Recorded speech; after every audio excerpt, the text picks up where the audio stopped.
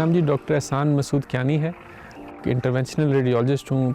रावलपिंडी इस्लामाबाद के 2 हॉस्पिटल्स में मैं काम करता हूँ। इस्लामाबाद जीप क्लब में वाइस प्रेसिडेंट के तौर पे खिदमत से अंजाम देता हूँ।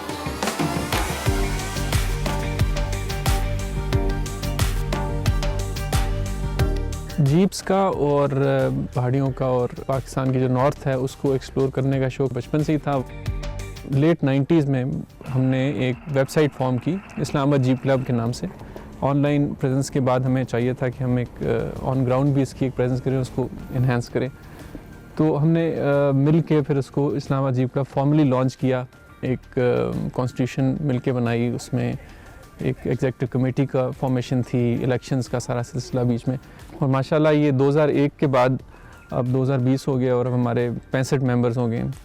और मेंबरशिप का क्राइटेरिया भी हमने ऐसा रखा हुआ है कि माशाल्लाह हर एज ग्रुप से हमारे मेंबर्स हैं, हर प्रोफेशन से हैं। कोई डॉक्टर है, कोई इंजीनियर है, कोई बिजनेसमैन है।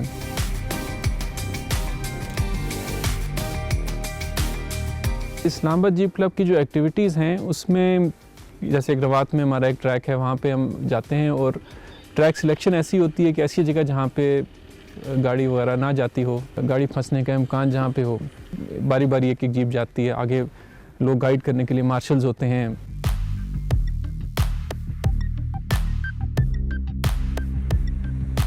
मेरा नाम आमिर महमूद मलिक है और मैं इस्लामाबाद जीप क्लब का मेंबर हूँ।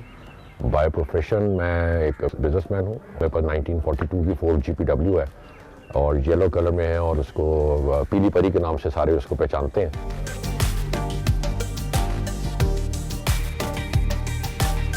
हमारा जो इवेंट्स होते हैं, जो ऑफ रोडिंग इवेंट जिसको हम कहते हैं, और मैं उसको बड़ा प्राउडली ये कहता हूँ कि ये IJC स्टाइल ऑफ रोडिंग है। जो बाकी शहर हैं उन लोगों में कोई मड में जा रहा है, कोई सैंड में जा रहा है, कोई स्नो में है, कोई रॉक क्लाइंबिंग कर रहा है, मगर ये हमारा वाला स्टाइल जो है मैं इसको IJC स्टाइल ऑफ रोडिंग कहता हूँ। हमारे 2 इवेंट्स होते हैं। एक ओपन इवेंट होता है जो फ्रेंड्स के लिए होता है कि कोई भी आ सकता है। एक हमारा मेंबर्स इवेंट होता है जिसमें हमारे IJC के 60 मेंबर्स इनवाइटेड होते हैं। उसी में से जो लोग अवेलेबल होते हैं वो हमारे पास आते हैं। ये रवात वाला बड़ा अच्छा ट्रैक है और उधर हमें हर तरह की चीज़ मिल जाती है। वहाँ पे हम लोग जो है वो जो हम IJC स्टाइल ऑफ रोडिंग है वो हम वहाँ पे ईजीली कर सकते हैं।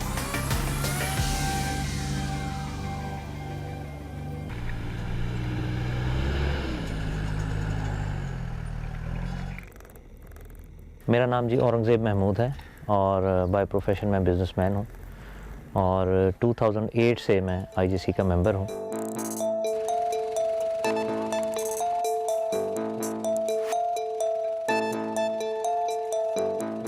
मेरे पास रेंगलर जीप है और ये 2002 में मैंने बनाई थी। ऑफ रोडिंग में मेरी सारी स्किल्स हैं। जब भी हम कोई ऑफ रोडिंग ट्रैक्स पे जाते हैं तो उसमें चंद चीज़ें बहुत ज़रूरी हैं जो आपने जहन में रखनी होती हैं। एक तो आपको गियर का पता होना चाहिए कि मैंने 2-3 एंगल्स होते हैं। डिक्लाइन है, उसमें आपने कौन सा गियर यूज़ करना है, 4x4 को कैसे यूज़ करना है, आपको गाड़ी के इंजन की पावर का पता होना चाहिए।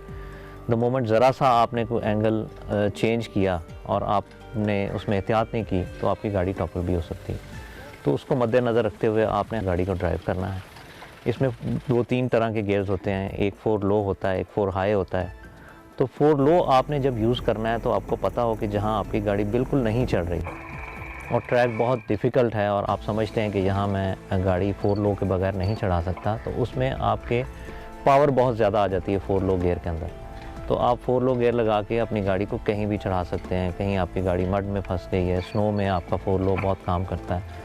और जब भी आप किसी भी ऑफ रोडिंग के इवेंट पे जाते हैं आपने सीट बेल्ट ज़रूर पहनना है। अगर आप समझते हैं कि ट्रैक बहुत ट्रिकी है तो उसमें आप हेलमेट यूज़ करें। 4 हार्नेस बेल्ट होती है इसमें, वो आप यूज़ करें, वो आपको सेफ़ रखती है।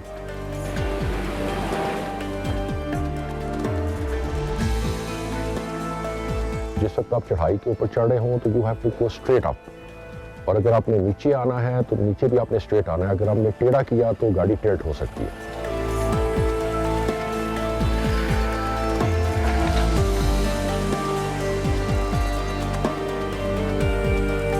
ट्रैक से वापस आना है और वो बहुत ज़्यादा स्टीप होता है, तो आपने हमेशा ये याद रखना है कि उसमें आपने 4 लो में आना है और उसमें आपने ब्रेक का यूज़ बिल्कुल नहीं करना। अगर आप ब्रेक का यूज़ करेंगे तो गाड़ी पीछे से स्लिप होगी और गाड़ी आपकी टॉपल हो सकती है। इसी तरह जब आप गाड़ी को ट्रैक के ऊपर चढ़ा रहे होते हैं तो जब भी गाड़ी वापस आती है तो आपने गाड़ी रिवर्स में वापस लानी है, तो गियर रिवर्स लगा होना चाहिए। गाड़ी को कभी भी आपने न्यूट्रल में वापस नहीं लाना। जब न्यूट्रल गियर में गाड़ी होती है तो उसकी स्पीड बढ़ जाती है और वो गाड़ी कंट्रोल से आउट हो जाती है और गाड़ी पीछे या तो किसी में टकरा जाती है या गाड़ी टॉपल होने का चांस होता है।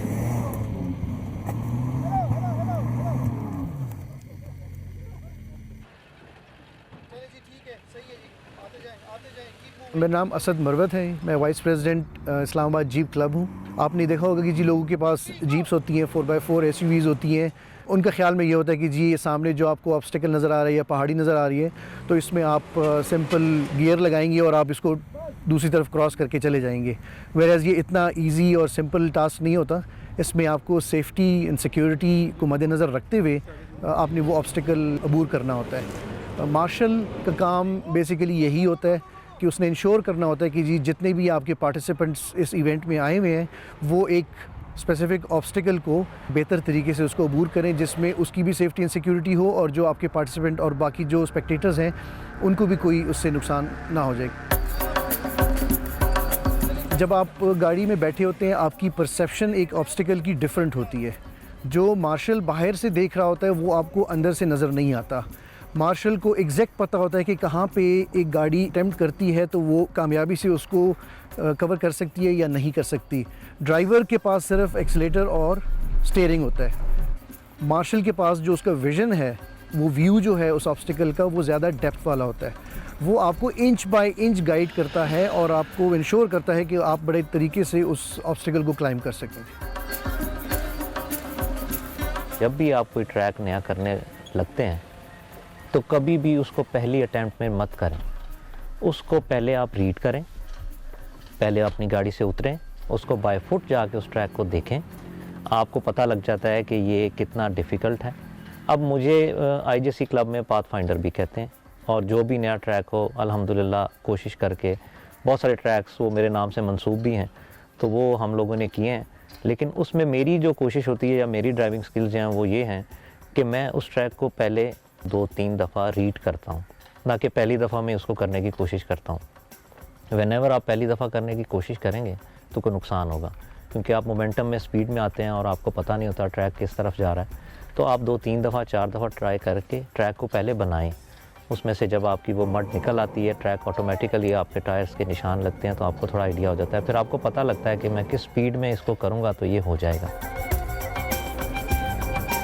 पहली चीज़ तो ये है कि अल्लाह की मेहरबानी, दूसरा आपकी गाड़ी की पावर और तीसरा आपकी स्किल्स। ये सारी मिल के तो हम देखते हैं कि ये ट्रैक कर सकते हैं कि नहीं। हर बंदे को जो 4x4 ओनर है उसको पता होता है कि उसकी गाड़ी कितनी कैपेबल है और वो कितना कैपेबल है। तो हम जब वहाँ पे ऑफ रोडिंग करते हैं तो हम सब लोगों को यही समझाते हैं कि कोई चीज़ ओवरडू नहीं करनी, सेफ खेलना है, सेफ गेम खेलनी है।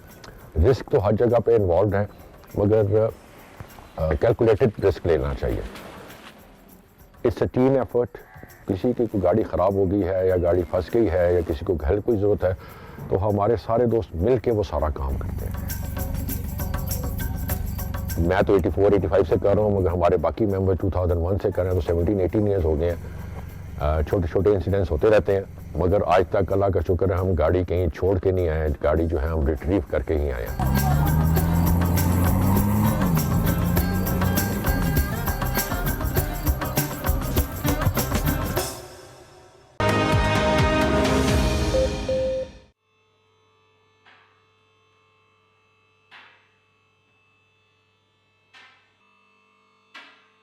मेरा नाम शबाब हैदर है। मैं बेसिकली इंजीनियर हूं और इस्लामाबाद जीप क्लब को ज्वाइन किए हुए मुझे तकरीबन 12 साल हो गए हैं। हम अपनी गाड़ियां वगैरह ख़ुद ठीक करते हैं, ख़ुद इसको मॉडिफाई वगैरह करते हैं। कॉलेज के ज़माने में हमारे पास पुरानी गाड़ियाँ होती थी, पैसे होते नहीं थे, तो उस वक्त से हम इनको ख़ुद ठीक करने की कोशिश करते थे। वो शौक़, वो पैशन उधर से डेवलप होता हुआ आज इस टाइम पे हम पहुँच गए कि अपनी वर्कशॉप बनाई हुई है और इसके अंदर हम अपनी गाड़ियाँ ख़ुद मॉडिफाई कर रहे होते हैं। जो ऑफ रोडिंग के लिए गाड़ी हम प्रेप करते हैं वो डिफरेंट तरीके से प्रेप होती है। अगर आपने किसी गाड़ी को रैली के लिए इस्तेमाल करना है वो डिफरेंट तरीके से हम प्रेप करते हैं। रैलीज़ की जो गाड़ी प्रेप की जाती है वो थोड़ी सी ज़्यादा चैलेंजिंग होती है। उसमें ये है कि आपने, क्योंकि ये हाई स्पीड रैलीज़ होती हैं, इसमें आपने उसकी सस्पेंशन से लेके उसकी इंजन, उसकी transmission, everything you have to be very careful and very particular about it कि आपने उसको किस तरीके से ट्यून करना है और डेवलप करना है। ऑफ रोड के लिए जो गाड़ी तैयार की जाती है उसके लिए उसका स्टेज डिफरेंट है, उसकी प्रेप लेवल इज़ डिफरेंट। आप एक गाड़ी जिस पे आप ऑफ रोडिंग कर रहे हैं उसको आप रैली के लिए इस्तेमाल नहीं कर सकते हैं। रैली वाली गाड़ियां हैं उसमें जो सस्पेंशन है it may cost more than car, it may cost you about 2 million plus. Prep की मैं बात कर रहा हूँ जो कि सबसे ऊपर वाली क्लास है, उसमें एक गाड़ी को प्रेप करने के लिए आप बात कर रहे हैं करोड़ से 1.5 करोड़ रुपए उसके ऊपर खर्चा आता है एक गाड़ी को प्रेप करने के लिए, जिसमें आपकी गाड़ी की कॉस्ट भी है, प्लस सस्पेंशन है, प्लस रोल केज होता है। इसमें सेफ्टी के बहुत ज़्यादा मयज़ लेने पड़ते हैं। आपने हेलमेट्स, आपकी 4 पॉइंट सीट बेल्ट्स होती हैं, आपकी रैली की सीट्स होती हैं, अंदर रोल केज होता है फुल, टायर्स आपके डिफरेंट होते हैं, आपकी सस्पेंशन टोटली डिफरेंट सेटअप होता है उसका, प्लस फायर एक्सटिंग्विशर, हर चीज़ आप जो सोच सकते हैं। Because it's a very dangerous game. इसमें आपकी गाड़ियाँ उलटती भी हैं, हाई स्पीड के ऊपर रोल ओवर्स होते हैं, तो हमारी कोशिश ये होती है कि जो ऑक्यूपेंट हैं वो उनकी सेफ्टी जो है वो कंप्रोमाइज़ ना हो किसी सूरत में भी। इट्स नॉट कि आप इसमें आएँ तो आप कहेंगे हमें 20 मिलियन चाहिए तो हम इस शौक़ में आ सकते, नहीं। हमारे क्लब में ऐसे भी हैं जो 3 लाख रुपए की गाड़ी, 4 लाख रुपए की गाड़ी से जो है वो इस्तेमाल कर रहे हैं and they are happy with that.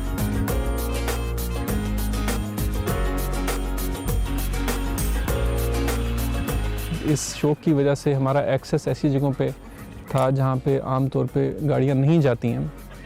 तो जब डिज़ास्टर्स जब भी होते थे तो हमने हमेशा ये फील किया कि हमारी एक सोशल ऑब्लिगेशन है कि हम लोगों की मदद के लिए ऐसी जगहों पे जाएं जहाँ पे हम जा सकते हैं और बाकी लोग नहीं जा सकते। उस सिलसिले में सैलाब जब आया, बड़ा सवात वगैरह में हमने काफ़ी काम किया। उस वक्त सारी रोडें बह चुकी थी। 2 साल हमने वहाँ पे काम किया है ऑफ एंड ऑन। वहाँ पे हमने लोकल सपोर्ट लेके और 3 ब्रिजेस बनाए और आर्मी ने भी बहुत सपोर्ट की, तो हमने छोटे उनको प्रोवाइड किए पावर प्लांट जो उन्होंने अपने अपने गाँव में लगाए।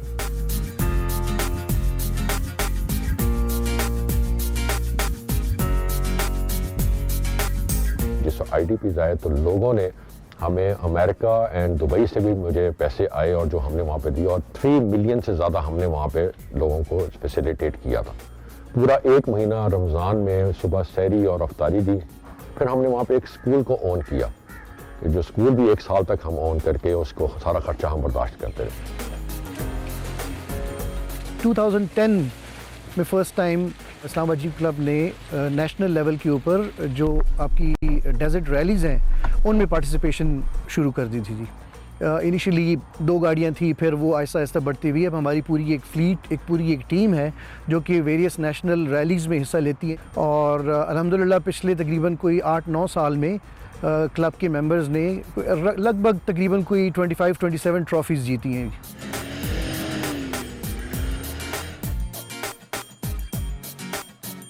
हमारी ऑफ रोड ट्रेनिंग जो है वो हमने IFRC को दी थी।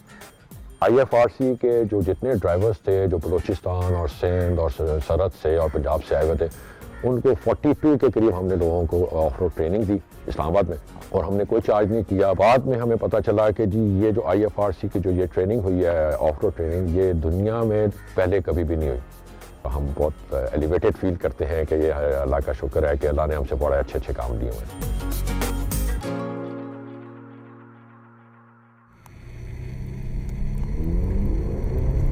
जिस वक्त आप ऑब्स्टिकल कोर्स कंप्लीट कर लेते हैं तो जो हमारे रैली डिवीज़न या रैली टीम है उनके एक प्रैक्टिस ग्राउंड है वहाँ पे, जिसमें उनको आगे तरीके से बताया जाता है कि how to control your drift, क्योंकि गाड़ी बहुत हाई स्पीड में जा रही होती है और वहाँ पे डर्ट ट्रैक है, टारमैक होता नहीं है।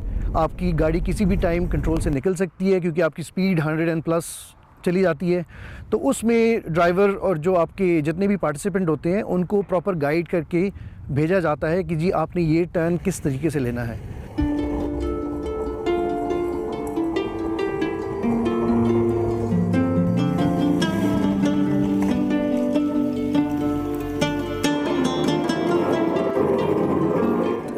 अक्सर सवाल भी करते हैं कि आप इतनी महंगी गाड़ियाँ लेके और इतना ख़र्चा करके आप उसको ले जा के गाड़ियाँ तोड़ते हैं, गाड़ियाँ ख़राब होती हैं।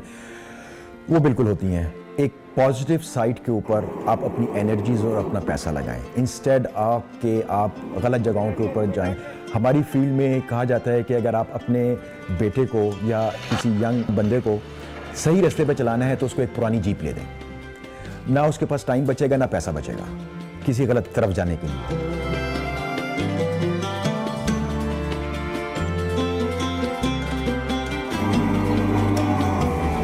ऑफ रोडर का ये स्लोगन है, Where the road ends, the fun begins.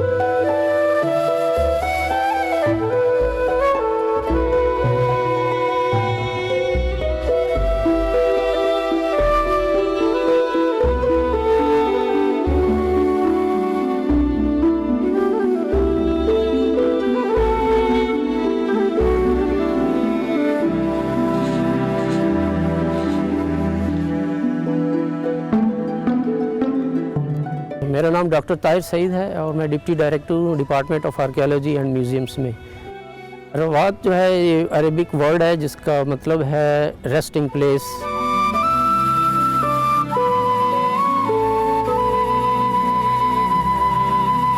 ये किला जो है रावलपिंडी से जेलम की तरफ जाते हुए तकरीबन 18 किलोमीटर के फासले पर है रावलपिंडी से। ये तो मेन जीटी रोड को टच करता है। इस रोड के ऊपर बेशुमार सराएं बनाई गई, इसी तरह ये एक सराय के तौर पर यूज़ होता रहा है। लेकिन बेसिकली शुरू में ये एक फोर्ट्रेस था, ये छोटा सा एक फोर्ट था। क्योंकि अगर आप इसको देखें कि ये इस एरिया में पोठवार रीजन में ये एक ऊंचाई पे बनाया गया था और इसके ऊपर से आप देर देर का माहौल सारा आपको देख सकते हैं और कंट्रोल किया जा सकता है। ये फ़ौजी नुक्ता नज़र से भी ये बड़ा अहम है। और ये जिस पीरियड का है उसके बाद ये रोहतास फोर्ट का किला भी इसी फ़न तामीर के ऊपर बनाया गया है।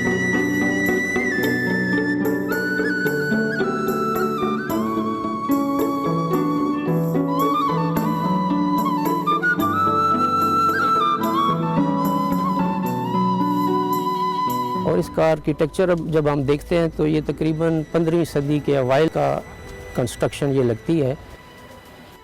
गखड़ कबीले के सरदार सारंग खान जो थे वो उनके कब्ज़े में ये किला आ गया और फिर उन्होंने शेर शाह सूरी के साथ मुकाबले में वो ख़ुद भी हलाक हो गए और उनके 16 बेटे भी यहाँ पर दफन हो गए।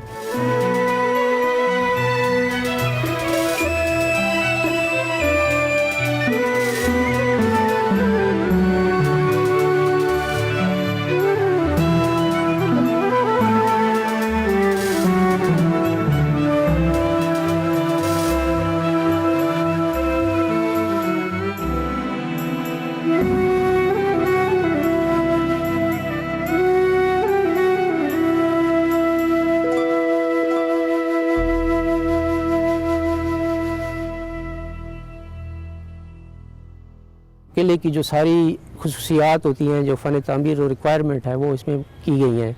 मेन इंटरेस्ट इसका ये मशरक़ी तरफ है, जिसके साइडों पे 2 बड़े बास्शन हैं या जिनको बुर्ज कहते हैं। इसी तरह चारों कोनों पे इसके जो है ना 4 बास्शन बनाए हुए हैं।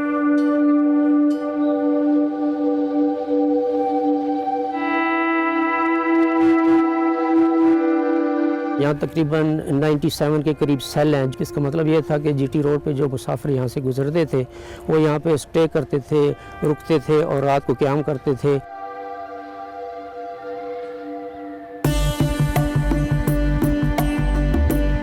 ये किला कुछ अरसे से अनअटेंडेड रहा। 2 साल पहले तकरीबन हमने प्लान बनाया department of archaeology and museums ने कि इसकी प्रिजर्वेशन और कंजर्वेशन ज़रूरी है, क्योंकि इसकी हालत काफ़ी खस्ता हाल हो चुकी थी।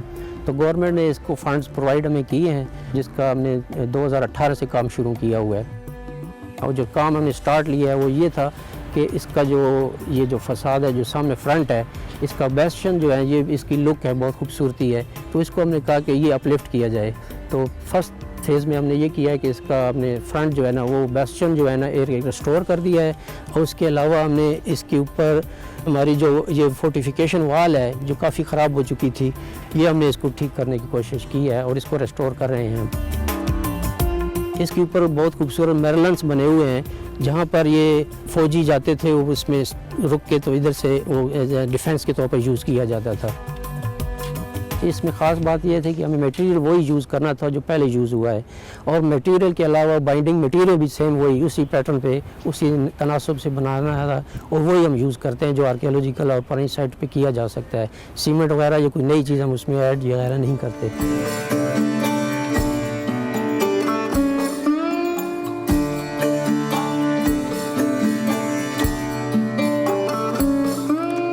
डोम जो है ना वो काफ़ी क्रैक्स आ गए थे, तो हमने सबसे पहले प्रायोरिटी उसको दी है, उसको प्रोटेक्ट किया है ताकि पानी जो है पेनिट्रेट ना करे, बारिश पानी अंदर ना आए, क्योंकि उससे काफ़ी डिग्रेडेशन हो चुकी थी। तो सबसे पहले हमने डोम को ठीक किया है, ऊपर से ये प्रोटेक्ट हो गया है। साइड बाई साइड हमने नीचे इसका प्लेटफॉर्म जो था वो हेक्टागोनल है, वो हमने प्लेटफॉर्म फुल कंप्लीट करके सेट करके इसको ठीक कर दिया है।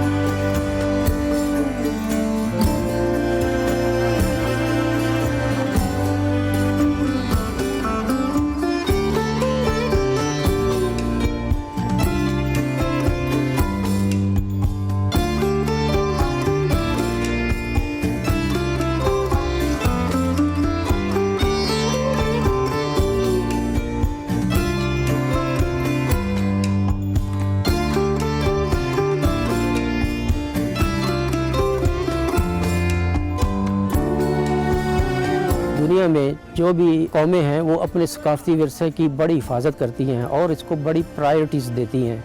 जब हमारे पास कुछ अच्छी चीज़ होगी, पुरानी हिस्ट्री होगी, हमारा सकाफ़ती विरसा होगा, तो हम अपने मुल्क का नाम रोशन भी कर सकेंगे, सॉफ्ट इमेज भी प्रोवाइड करेंगे, लोगों को बताएंगे कि हम अच्छी कौमों की तरह हम अपना सकाफ़ती विरसे को अहमियत भी देते हैं और प्रोटेक्ट करते हैं और इंशाल्लाह करेंगे।